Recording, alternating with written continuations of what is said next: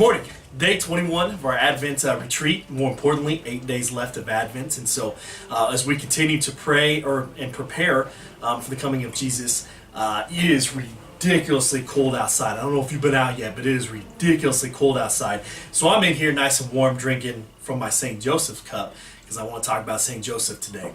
And I love St. Joseph, and he continues to grow and grow to become a larger part of my life. As I became a husband, as I became a father, his role within the Christmas story becomes more and more apparent. And so, a lot of times we think of St. Joseph as kind of an older man. He was a carpenter, he was nice. But we forget that one of his titles is Terror of Demons.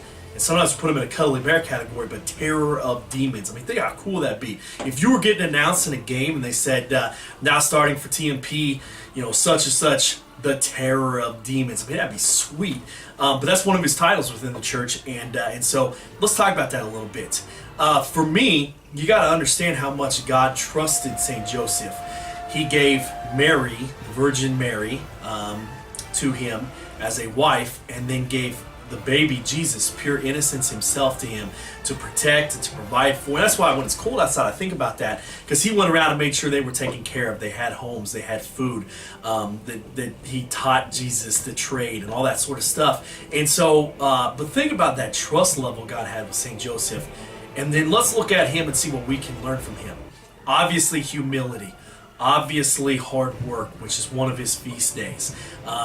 Obviously a good husband and a good provider and a good father, a prayerful man, someone who brought his son up in the faith and taught him his early things. So I think that we don't spend enough time thinking about St. Joseph, and I think particularly for husbands and fathers we need to pay attention.